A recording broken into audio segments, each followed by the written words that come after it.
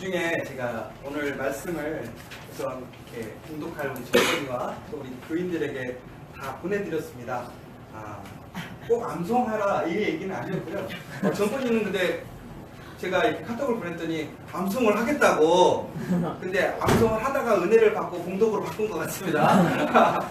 그래서 우리 다음 주에도 한 번 더 은혜가 있기를 우리 호영이에게 다시 한번 기대해보고 또 함께 여러분들 기도해 주시면 좋겠습니다. 특별히 오늘 우리 하윤이가 이제 사모님과 교회에 다시 돌아오셔서 함께 예배에 계속 참여하게 될 텐데, 보시면 이제 오늘 백일떡을 준비를 했는데 여러분 이게 공짜가 절대 아니에요. 왜? 드시면 뭘 하셔야 되겠어요? 더 해주셔야 되는 거예요. 그러니까 여러분들 나 기도 안 할 거야 이런 사람들은 드시지 마시고요. 드실 분들은 우리 하율이 그리고 강남수 선사님 또 사모님 또 그 가정과 모든 일들을 위해서 다시 한번 함께 기도해 주시면 감사하겠습니다. 이제 오늘 지난 시간에 이어서 이제 요한복음 2장을 우리 함께 더 같이 말씀을 나눌 텐데, 오늘 제목은 표적을 구하라 그리고 예수를 믿으라는 이 제목을 가지고 말씀을 나누려고 합니다. 2017년 8월 26일 최고의 날이었습니다. 2017년 8월 26일 왜 최고의 날이었을까요? 그날 2017년 8월 26일 우리 안지원이 저에게 생애 처음으로 아빠 최고라고 얘기했습니다. 제가 5년을 키웠는데 얘는 보통 너 누구 아들이야 그러면 아빠 아들이라고 얘기하지 않습니다. 누구를 아들이냐면 엄마 아들이라고 얘기합니다. 근데 요즘에는 조금 나이가 드니까 얘가 이제 상황을 파악하게 되더라고요. 그러더니 이제는 엄마 아빠 아들이야. 근데 2017년 8월 26일 날 저에게 아빠 최고라고 얘기했습니다. 근데 보통은 제가 이렇게 그거를 유도를 하거든요. 근데 그날은 전혀 유도하지 않았는데 갑자기 느닷없이 저에게 아빠 최고 얘기를 하는 거예요. 그래서 제가 그날을 기억하려고 카톡에 써놨어요. 안 잊어버리려고. 얘가 왜 이러나? 왜 근데 그날 우리 지원이가 저에게 아빠 최고라고 얘기를 했을까요? 이유는 아주 간단했습니다. 제가 롯데마트에서 딸기 아이스크림을 사왔는데 딸기 아이스크림을 주는데 얘가 갑자기 저한테 아빠 최고 그러는 거예요. 근데 너무 신기한 게 그전에도 딸기 아이스크림을 사다 줬었거든요. 근데 그전에는 저에게 아빠 최고라는 얘기를 한 번도 한 적이 없었어요. 근데 그날 제가 딸기 아이스크림을 딱 사가니까 아빠 최고라는 거예요. 제가 생각해봤어요. 얘가 왜 나에게 오늘 아빠 최고라고 얘기를 했을까? 결국은 이제 얘가 아빠가 자기가 뭘 좋아하는지 뭘 원하는지 알고 스스로 가져오는구나. 그러니까 아빠가 최고라는 거예요. 그러니까 지원이의 그 사랑의 표적 증거는 뭐냐면 자기 마음을 헤아려서 자기가 받고 싶은 것을 갖고 오는 거죠. 결국은 아이스크림이 지원이에게 사랑의 표적이었습니다. 그런데 제가 그 이야기를 듣고 나서 어떤 생각이 들었을까요? 더 최고 소리를 듣고 싶은 거예요. 얘가 원하는 것, 얘가 바라는 거를 더 해주고 싶은 거예요. 희한하게. 그 이후로 얘가 희한하게 아빠 최고를 2번 정도 더 했어요. 근데 이번 주에 와서 조금 주춤한데, 근데 제가 이 생각이 드는 거예요. 얘가 매번 아빠 최고 이거 해주세요, 아빠 최고 이거 해주세요 한다면 제가 어느 정도까지 이 좋은 마음이 이어질까요? 아마 지금은 감동돼서 너무나 좋은 마음에 계속 하겠지만, 제가 어느 순간 내가 이용당한다라는 생각이 든다면 그 어린아이에게 얘가 나를 이용하는구나 란다는 그런 생각이 든다면 제가 그 아이에게, 우리 지원이에게 그 사랑의 표적을 순수하게 줄까요? 아마 그 마음이 변할 것 같아요. 근데 지금은 그 아이가, 우리 지원이가 내가 준 것에 대해서 너무나 순수하게 감사하고 인정해 주니까 더 더 주고 싶고 나누고 싶은 마음인 거죠. 오늘 말씀을 보시면요, 유대인들이 예루살렘 성전에서 예수님께서 성전 정화를 일으키셨죠. 그리고 나서 그 유대인들이 예수님께 이야기를 하는 것입니다. 도대체 당신에게 무슨 권위가 있길래 이렇게 성전을 들쑤셔놓는 거냐. 많은 사람들이 성전을 통해서 얻는 유익 혹은 편리함을 왜 당신이 떼냐 이거예요. 그러면서 뭐라고 하냐면 당신에게 무슨 표적이 있느냐, 우리에게 표적을 보여달라는 거예요. 그런데 여러분, 여기서 오늘 잘 보시면 알겠지만 이 유대인들이라는 사람들은 기본적으로 오늘 이 예수님께서 우리에게 보여줘야 할 표적이라고 하는 것이, 종국에는 그들이 정말 예수님의 권위, 능력에 대해서 알고 싶은 것이 아니라 결론적으로는 그들이 예수님의 행위를 통해서 잃어버리게 되는 유익들, 이권들에 대해서 불만을 얘기를 하는 거예요. 내 이익을 뺏어가려면, 내 권리를 뺏어가려면 정말 하늘에서 내려주는 어떤 특별한 권리, 그 능력을 나에게 보여주라는 거예요. 그렇지 않으면 결코 내 유익을 뺏어갈 수 없다는 거예요. 결국은 유대인들이 오늘 이 시간 표적을 예수님께 구하지만 그들이 원하는 것은 표적, 기사, 기적, 능력이 아니라 절대로 자기들의 유익을 포기하지 못하겠다는 이야기입니다. 저는 오늘 이 말씀을 우선 시작하기 앞서서 여러분, 정말 여러분들은 하나님께, 예수님께 표적을 구하십니까? 그렇다면 그 표적을 구할 때에 정말 그 하나님을, 예수님을 믿기 위해서, 내 마음에 믿음이 없어서 그 믿음을 위해서 표적을 구하는 것인지, 아니면 나를 절대로 포기할 수 없으니까, 내가 가지는 유익, 세상의 즐거움, 내 원칙을 포기할 수 없으니까 표적을 구하는 것인지, 여러분 생각해 보시면 돼요. 왜 우리 안에는, 우리 그리스도인들에게는 분명히 하나님께서 우리를 사랑하시니까 표적을 주시거든요. 그런데 그 표적이 있음에도 불구하고 왜 우리의 삶은 변화되지 않는 거예요? 왜 기쁘지 않는 거냐 이거예요. 하나님의 표적을 경험한다는 것, 능력을 경험하는 거잖아요. 하나님의 살아계심을 우리가 보는 거잖아요. 그런데 왜 변하지 않는 거예요? 결국은 목적이 뭐냐? 표적이 아니에요. 믿음이 아니에요. 뭐예요? 나를 포기하지 않고 싶은 거예요. 여러분, 정말 이 유대인들의 신앙 중에 가장 중요한 건 뭐냐면, 유대인들은 율법을 가장 중요시 여겼습니다. 율법이라는 것은 결국은 다시 얘기하자면 보여지는 것입니다. 보여주는 것입니다. 그래서 그들은 그것으로 의로워진다고 믿었다는 것이죠. 그러나 우리가 보여지는 것, 보여주는 것으로 우리가 구원받는 게 절대 아니라는 거죠. 무엇으로? 믿음으로 구원받는다는 거예요. 우리가 얼마나 거룩한 신앙생활을 하는가, 얼마나 정말 멋있게 아름답게 신앙생활하는 것가 중요한 것이 아니라 예수가 우리의 그리스도이십니다. 우리의 구주이심을 믿는 그 믿음이 우리를 구원하게 만드는 것이죠. 조금 다른 얘기이긴 하지만 여러분, 11조의 문제 혹은 헌금의 문제를 예수님은 유대인들, 바리새인들과 많이 얘기하셨어요. 그런데 유대인들이 뭐라고 하냐면 자기들은 정말 철저하게 11조하고 금식하고 하나님 앞에 보이는 것에 대해서 아주 철저하게 보여주고 있다고 얘기를 했습니다. 그래서 그들은 되게 편의를 가진 거죠. 근데 예수님께서 뭐라고 하셨어요? 그것이 헛되다고 그랬어요. 잘못됐다고 그랬어요. 왜? 그 안에 그들의 의로움으로 그들이 구원받는다고 생각했기 때문에, 행위로 구원받는다고 생각했기 때문에, 오직 은혜로 그리스도의 십자가로 구원받는 것인데, 그들은 그것보다는 자기들의 행위로, 자기들이 10% 짓는 그 11조로 인하여 그들이 정직하게 모든 것을 다 했다고 생각했다는 것이죠. 그런데 그렇지 않다는 거예요. 예수님께서 우리에게 얘기하시는 것은 무엇이냐면 결코 우리의 행위로는 구원받지 못한다는 거예요.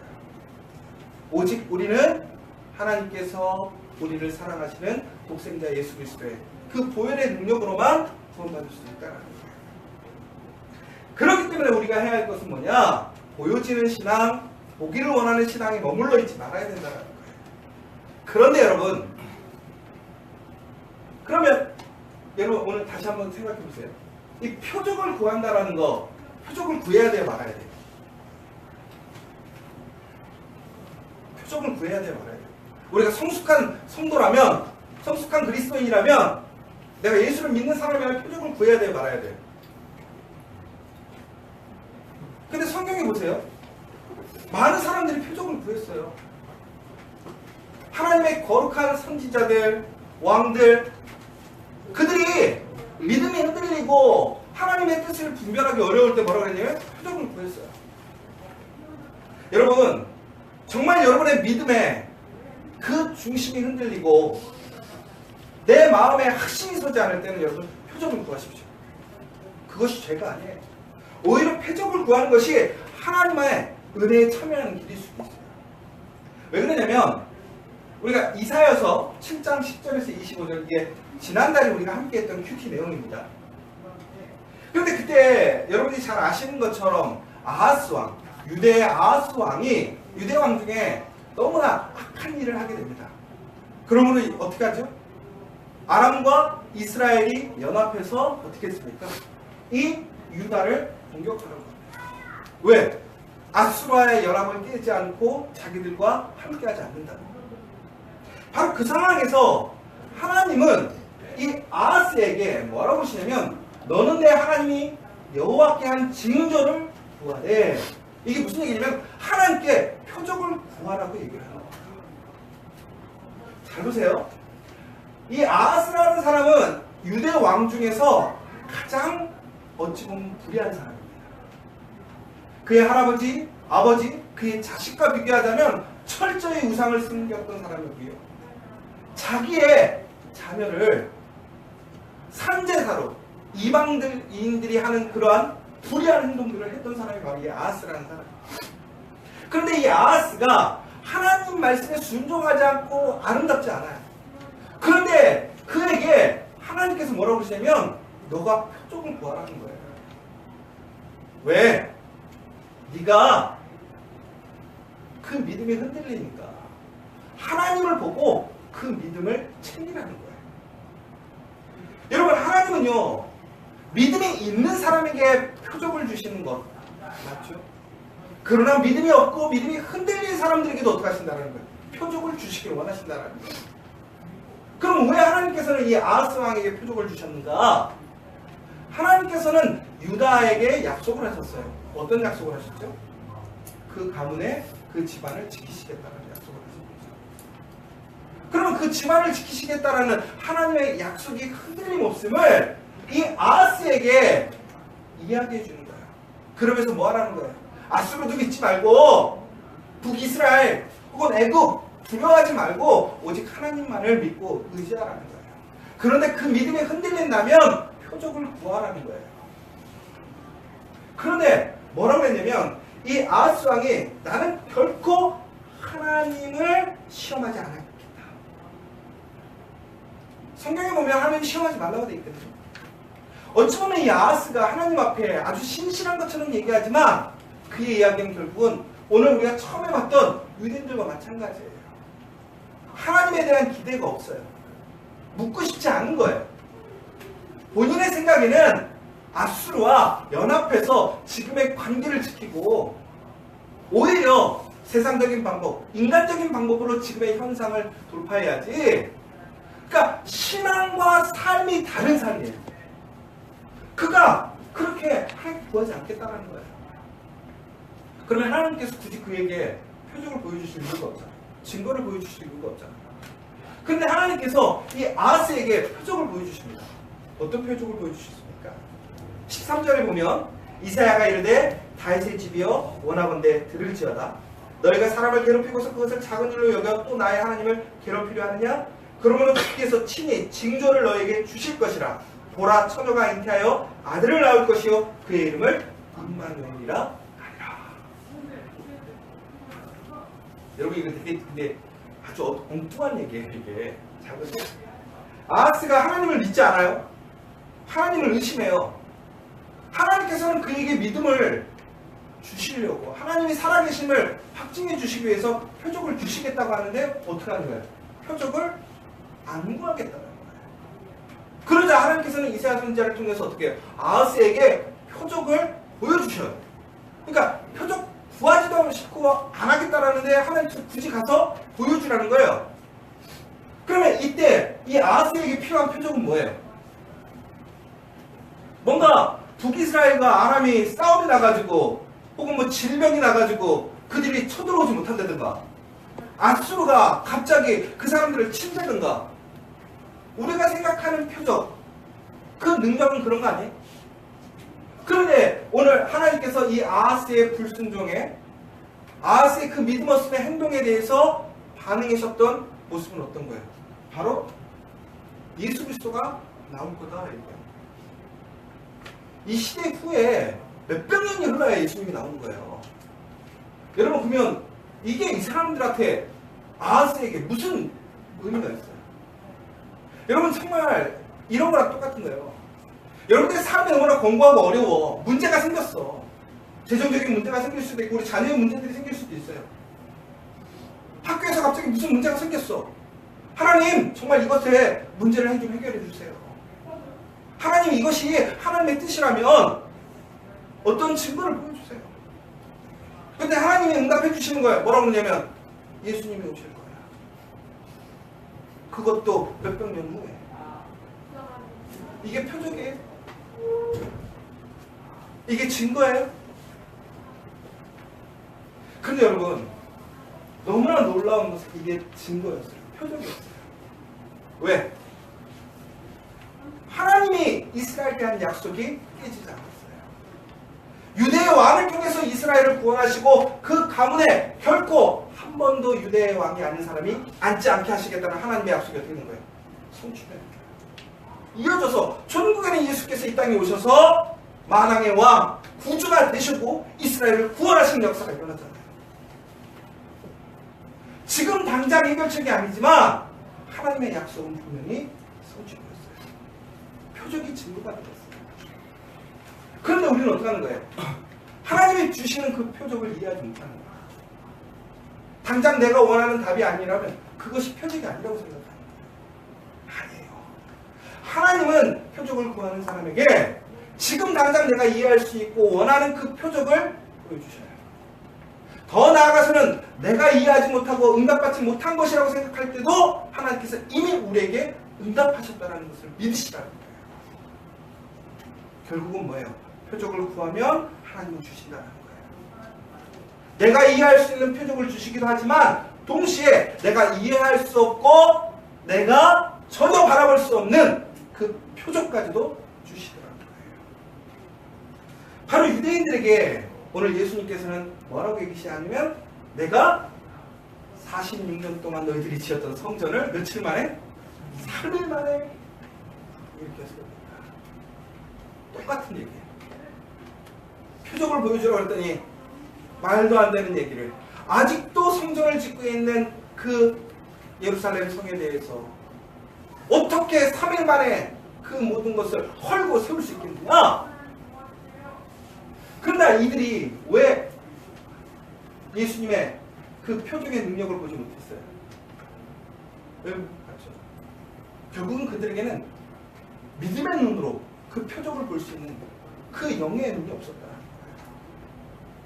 여러분, 표적이라는 것은 단순히 눈으로만 보는 것이 아니에요. 오늘 뒤에 부분에 이제 나오는 얘기들이 여러 가지가 있는데 많은 사람들이 예수의 표적을 보고 그를 믿었다고 나옵니다. 오늘 읽으신 본문에 보면 그런데 그들의 예수님께서 어떻게 하시죠? 그들에게 자신의 몸을 의탁했어요? 의탁하지 않았어요? 의탁하지 않았다고 나와 있어요. 왜 그런 거예요? 바로 그들이 무엇으로만 보았냐면 눈으로만 보았다는 거예요. 믿음으로, 영으로 그 그리스도를 바라보지 못했어요. 그래서 예수님께서 하시는 이야기가 무엇인지 몰랐어요. 여러분들은 다 아시잖아요. 3일 만에 성전을 짓겠다는 얘기는 뭐예요? 예수님께서 죽으시고 3일 만에 부활하셔서 이제는 예루살렘에서 사람이 드리는 제사가 아니라 그리스도가 산제사가 돼서 이제 제사가 필요 없는 거예요. 오직 예수님으로 인하여 우리는 모두 다 구원받을 수 있고 하나님의 영광에 참여할 수 있는 새로운 성전, 새로운 나라, 새로운 법이 시작된 거예요. 그 놀라운 축복과 표적이 일어났음에도 불구하고 어떻게 된 거예요? 이해할 수 없는 거예요. 무엇으로 이해하니까? 육신의 몸으로, 육신의 눈으로 이해하니까. 여러분, 표적이 필요하십니까? 표적을 구하세요. 그러면 분명히 응답하셔요. 표적이 보이지 않으세요? 그러면 나의 육신의 눈을 내려놓으시고 믿음의 눈으로 바라보세요. 하나님께 기도하세요. 그것이 무엇인지 깨닫게 해달라고. 그러면 그 가운데 하나님께서 우리에게 주시는 표적과 증거를 우리는 고백할 수밖에 없다는 거예요. 예수를 믿는 사람, 하나님을 믿는 사람에게는 분명한 표적과 증거가 일어납니다. 왜 나에게만 일어나냐가 아니라 내가 보지 못하는 거예요. 누구에게나, 누구든지 예수를 믿는 사람에게는 그리스도의 표적이 일어나게 되었다는 거예요. 더 나아가서 여러분, 오늘 이 본문에서 중요한 것이 하나 있습니다. 뭐냐면 오늘 이 표적이라는 단어가 되게 중요한데요. 이 표적이라는 단어를 보자면 여러분, 이 표적이라는 단어가 총 3가지로 쓰여 있습니다. 요한복음에 그 다음에 이제 이 요한이 쓴 서식 안에서 보자면 이 표적이라는 단어를 3단어로 쓰고 있는데요. 하나는 세메온이라고 이제 헬라어로 요한복음에 16번이 쓰이고요. 요한의 글에 23번이 쓰였습니다. 근데 두나미스라고 해서 요한복음에 한 번도 쓰이진 않았습니다. 요한의 글에는 쓰여 있지만, 그 다음에 테라스라고 해서 요한복음에 한 번 정도 나오는 이 뜻이 있습니다. 그런데 여러분, 이 뜻들이 표적이라는 뜻은 같은데 차이점이 있습니다. 이 세 표현의 차이점이 뭐냐면 바로 강조의 차이점이 있어요. 그래서 이 세메온은 기적의 목적에 강조점을 둡니다. 그리고 두나미스는 기적을 행하는 근원에 강조점을 두고요.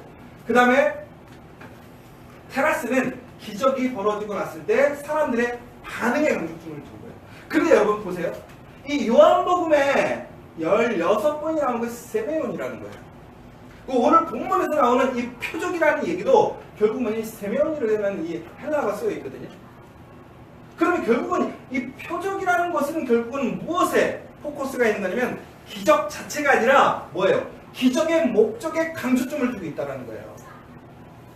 더 나아가서 요한복음에 많은 기사와 기적, 표적의 얘기가 나옵니다. 그럼 결국은 그것의 목적이 뭐냐? 포커스가 뭐냐?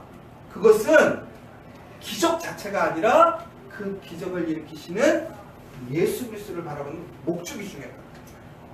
그래서 결국은 뭐예요? 기적의 표적은 예수님이 표적이 되는 거라는 것입니다. 여러분, 우리가 표적을 삼는다. 제가 여기 보시면 이게 표적이에요. 표적을 구하는 이유는 뭐예요? 목표를 분명히 하는 거예요. 그렇죠? 그런데 그 목표가 무엇이 되어야 되느냐라는 거예요. 예수님이 되어야 됩니다. 바로 표적을 구하되 예수 그리스도를 바라볼 수 있는, 예수 그리스도를 믿을 수 있는 그 표적이 될 때 우리에게 어떻게 되는 거예요? 그 표적의 은혜를, 능력을 경험하게 되는 거예요. 여러분, 지금까지 살아오시면서 한 번도 예수를 믿으면서 표적을 경험하신 적이 없으세요? 아마 지금 여러분 다 있을 거예요. 여러분들 이렇게 얘기하죠. 나도 한때는 뜨거웠어. 여러분 그때 왜 뜨거웠어요? 표적을 받기 때문에 뜨거웠던 거예요. 그렇다면 여러분 지금 식어 있다면 왜 식어 있는 거예요? 결국은 여러분의 포커스가 뭐예요? 표적이 기적의 포커스예요. 그 은혜가 지속이 되지 않는 거예요. 그 표적의 목적이 뭐라고 그랬어요? 예수라니까요. 표적을 통해서 예수를 믿게 되는 거예요. 예수를 믿으면 표적이 필요 없는 거예요. 그런데 우리는 어떻게 하는 거예요? 예수를 믿으려 하지 않아요. 오직 기사와 기적만을 쫓아요. 내가 오늘 뜨겁다, 뜨겁지 않다. 무엇 때문에? 표적 때문에? 그렇다면 철저히 우리는 회개해야 돼요. 그러나 여러분, 오늘 내 마음에 다시 그 소망이 일어날 거 아십니까? 여러분, 표적을 구하세요. 표적을 구하시고 그 표적 가운데 예수를 믿으십시오. 여러분, 우리가 요즘에 이제 공룡들에 대해서 많이 나오잖아요. 그런데 여러분, 공룡들을 보셨을 때 이제 이렇게 땅을 탁 파서 공룡의 뼈들이 나와요. 그럼 여러분, 우리가 공룡의 뼈들을 통해서 공룡이 있다라는 그 사실에 대해서는 우리가 인정하게 돼요. 그런데 그 공룡이 죽은 거예요, 살아있는 거예요? 죽은 거예요. 아무리 온전한 모양의 완벽한 모양의 화석들이 나와도 그것은 죽은 거예요. 그것을 통해서 우리가 공룡이 살아있다라는, 옛날에 살았었다라는 그 증거, 과거는 될 수 있지만 현재 그것은 의미가 없는 거예요. 결국은 저는 이렇게 생각해요. 표적이라는 건 결국은 뼈가 나쁜 거예요. 그리스도가 살아있었다라는 증거였었을 수 있어요. 그런데 그것만으로는 우리에게 오늘 강력한 힘이 되지 못하는 거예요. 조금 다른 내용일 수도 있는데, 제가 에스겔서를 딱 읽는데 갑자기 이 내용이 생각이 나는 거예요. 에스겔서 37장 4절에서 37장 10절의 내용을 보자면, 마른 뼈들의 환상, 그 내용입니다. 제가 읽어볼게요. 또 내게 이르시되 너는 이 모든 뼈에게 대언하여 이르기를, 너희 마른 뼈들아 여호와의 말씀을 들을지어다. 주 여호와께서 이 뼈들에게 이같이 말씀하시기를, 내가 생기를 너희에게 들어가게 하리니 너희가 살아나리라. 너희 위에 힘줄을 두고 살을 입히고 가죽으로 덮고 너희 속에 생기를 넣으리니 너희가 살아나리라. 또 내가 여호와인 줄 너희가 알리라 하셨다. 이에 내가 명령을 따라 대언하니 대언할 때에 소리가 나고 움직이며 이 뼈 저 뼈가 들어맞아 뼈들이 서로 연결되더라. 내가 또 보니 그 뼈에 힘줄이 생기고 살이 오르며 그 위에 가죽이 덮이나 그 속에 생기는 없더라. 또 내게 이르시되 인자야 너는 생기를 향하여 대언하라. 생기에게 대언하여 이르기를, 주 여호와께서 이같이 말씀하시기를, 생기야 사방에서부터 와서 이 죽임을 당한 자에게 풀어서 살아나게 하라 하셨다. 이에 내가 그 명령대로 대언하였더니 생기가 그들에게 들어가매 그들이 곧 살아나서 일어나 서는데 극히 큰 군대더라. 표적이 뼈라면 예수 그리스도는 생기예요. 표적만으로는 우리가 살아갈 수 없습니다. 표적 가운데 예수 그리스도를 믿어야 살아나는 역사, 군대의 역사를 경험할 수 있다는 거예요. 사랑하는 여러분, 우리 커피아 교회에 이 표적의 역사가 일어나기를 원합니다. 이 표적을 통해서 예수 그리스도를 믿는 역사가 일어나기를 원합니다. 그래서 이제는 그 예수 그리스도를 통해서 어떠한 상황, 어떠한 문제 안에서도 의심하지 않고 흔들리지 않고 정말 예수를 인격적으로 만나서 예수님이 주시는 그 은혜, 그 능력에, 그 구원에 참여하는 여러분과 우리 커피아 교회가 되기를 간절히 소망합니다. 네. 여러분, 한 가지 더 여기 보시면 2장 22절, 23절, 24절에 보면 죽은 자 가운데 살아나신 후에야 제자들이 이 말씀을 하신 것을 기억하고 성령과 예수께서 하신 말씀을 믿었더라. 6월절에 예수께서 예루살렘에 계시니 많은 사람이 그의 행하시는 표적을 보고 그의 이름을 믿었으나 예수는 그의 몸을 그들에게 의탁하지 아니하셨으니 이는 친히 모든 사람을 아시며 또 사람에게 대하여 누구의 증언도 받으실 필요가 없었으니 이는 그가 친히 사람의 속에 있는 것을 아셨습니다.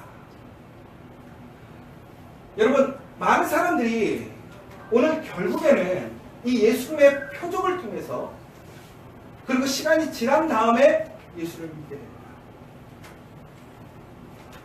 그런데 예수님은 그들을 의탁하지 않으셨어요. 그런데 아이러니한 게 이 믿었더라 믿었더라 의탁하지 아니하셨으니라는 오원의 의미가 똑같아요.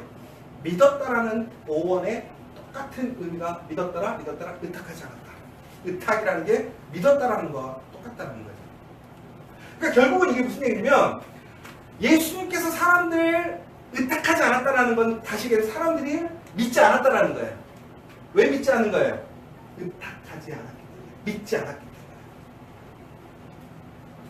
여러분, 우리가 표적을 보지만 예수님을 의탁하지 않는다면 우리는 결코 예수의 능력에 설 수 없는 거예요.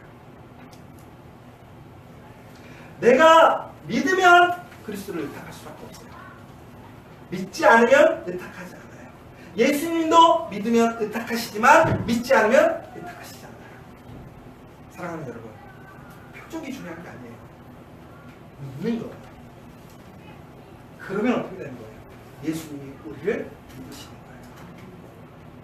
바로 그때 그리스도인이 되는 거예요. 세상을 이기는 그리스도인이 되는 거예요. 한계와 난간을 돌파하는 그리스도인이 되는 거예요. 세상을 이기는 승리하는 그리스도인이 되는 거예요. 그리스도를 믿는 사람이 되십시오. 그리스도를 의탁하는 사람이 되십시오. 그래서 예수님께서 여러분들을 믿고 예수님을 의탁할 수 있는 그 놀라운 역사가 우리 커피와 교회 여러분의 삶 속에 이루어지기를 간절히 소망합니다.